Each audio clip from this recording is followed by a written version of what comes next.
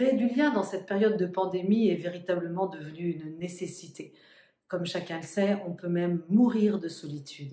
Et les études nous disent même que être seul, c'est aussi nocif que fumer 15 cigarettes par jour. En tant que thérapeute et au cours de mes accompagnements avec les seniors, je ne peux pas oublier le témoignage de Robert, qui est en perte totale d'autonomie et qui me dit que finalement, il n'est plus regardé que comme un corps malade.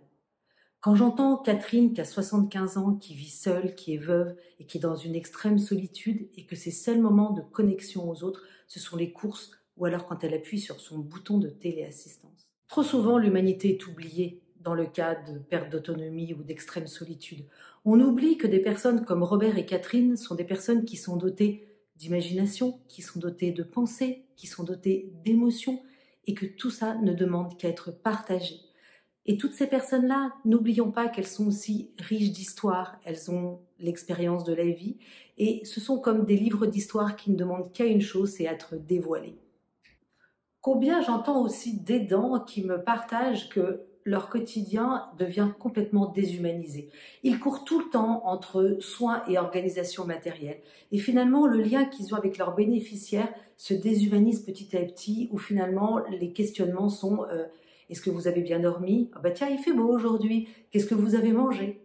Et en fait, on oublie d'avoir des relations qui sont authentiques et avoir des relations de qualité. Et pourtant, la science nous prouve le contraire. La science nous prouve qu'avoir des relations de qualité avec son entourage est quelque chose de nécessaire et d'indispensable pour avoir un sentiment de bonheur. Une étude a été menée à Harvard pendant 60 ans, continue d'ailleurs d'être toujours menée justement sur le bonheur. Et elle démontre qu'avoir des relations de qualité avec son entourage permet d'avoir davantage de sérénité, permet de maintenir la mémoire, permet d'améliorer aussi la santé. Du côté de la psychologie positive et de la neuroscience, il a été vraiment largement démontré aujourd'hui que vivre des émotions positives permet d'élargir la créativité, permet d'avoir davantage de souplesse, ça ouvre l'esprit aussi et ça permet d'augmenter le sentiment de bien-être. Bien sûr, soyons réalistes, la vie est faite de hauts et de bas et nous avons aussi des émotions qui sont plus difficiles à gérer comme la peur, la tristesse ou la colère. Cependant, nous avons la capacité de pouvoir savourer l'instant présent. Nous avons aussi la capacité de pouvoir trier parmi nos pensées celles qui sont positives. Et tout ça, ça nous permet de pouvoir vivre un sentiment de bonheur qui est plus accru. On peut par exemple se dire chaque jour quels sont les 3 bons moments que j'ai passés aujourd'hui. Qu'on soit au fond de son lit, qu'on soit seul ou qu'on soit en lien avec d'autres, ce sont des petites choses qui permettent de pouvoir augmenter son niveau de bien-être et de bonheur. Un autre moyen pour augmenter son niveau de bien-être et son sentiment de bonheur, c'est d'adopter la gratitude. C'est extrêmement simple et terriblement efficace. C'est simplement prononcer des paroles positives, c'est se réjouir des autres, c'est aussi rire, c'est remercier pour simplement l'existence, pour le chant d'un oiseau qu'on entend, c'est aussi pour une personne qui vous a passé un coup de téléphone, c'est toutes ces petites choses simples qui vont permettre d'augmenter le sentiment de bonheur. Alors vous me direz, plus facile à dire qu'à faire. Et c'est en fait enrichi de tous ces principes de la psychologie positive, de toutes ces études qui ont été faites sur le bonheur, qu'en fait j'ai créé 2 minutes ensemble pour favoriser justement cet univers de la relation, cet univers de cette relation positive, de ces mots échangés, de ce partage qui se fait dans cette sphère extrêmement positive. 2 minutes ensemble, c'est simple, concret, positif. C'est 52 cartes avec lesquelles qui permettent de pouvoir échanger des moments positifs.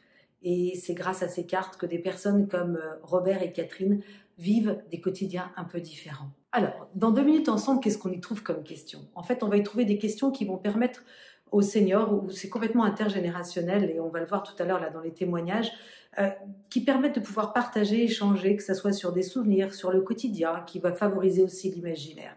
Alors, qu'est-ce qu'on va y trouver comme question?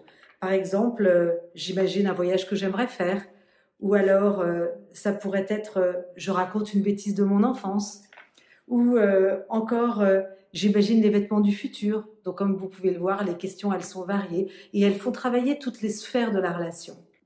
Je pense que ceux qui parlent le mieux de 2 minutes ensemble, c'est ceux qui l'ont utilisé et je ne peux pas résister que de vous partager quelques témoignages que je vais vous lire parce que je ne veux pas les déformer tellement je les trouve beaux. Alors, c'est par exemple Sophie qui a 38 ans et qui nous raconte que sa fille de 10 ans appelle sa grand-mère 2 fois par semaine. C'est sûr, avec le confinement, c'est quand même plus compliqué de pouvoir que les familles puissent se retrouver. Et en fait, elle partage, grâce à 2 minutes ensemble, des petites joies du quotidien. Et ce qui lui permet de vivre une complicité incroyable avec sa grand-mère. Et du coup, de ce fait-là, en fait, Sophie nous remercie de ces liens qui sont en train de se créer entre sa fille et sa mère et qu'elle trouve complètement exceptionnels. Et puis encore un dernier, ça c'est Mehdi qui nous partage ça. Alors lui, il fait des repas partagés avec des seniors. Et il nous dit qu'il fait tirer des questions donc aux différents seniors qu'il rencontre et un monsieur donc qui s'appelait Thierry à 82 ans a tiré la carte « Je raconte un souvenir de mon enfance ». Et donc Mehdi nous dit « Thierry a commencé à partager une anecdote quand il avait 9 ans, puis il s'est souvenu d'une à 5 ans et il a terminé en disant « Merci Mehdi, je ne pensais pas raconter ça encore une fois dans ma vie. Plus que jamais, je me dis que 2 minutes ensemble est indispensable à chaque senior et encore plus en ce moment où les liens en fait sont distendus compte tenu de la pandémie. » Alors, qu'attendez-vous pour multiplier ces bulles de bonheur? Vous voyez, c'est simple, c'est concret, c'est positif et ça apporte tellement de bien-être à ceux qui le pratiquent que vraiment c'est un encouragement à véritablement y aller. Alors nous vous retrouvons bien sûr sur notre site 2minutesdebonheur.com et puis sur tous les réseaux sociaux. Et puis bien sûr on est à votre disposition pour pouvoir discuter et échanger avec vous de tout ce que nous pouvons vivre et de toutes ces bulles de bonheur que nous entendons avec 2 minutes ensemble.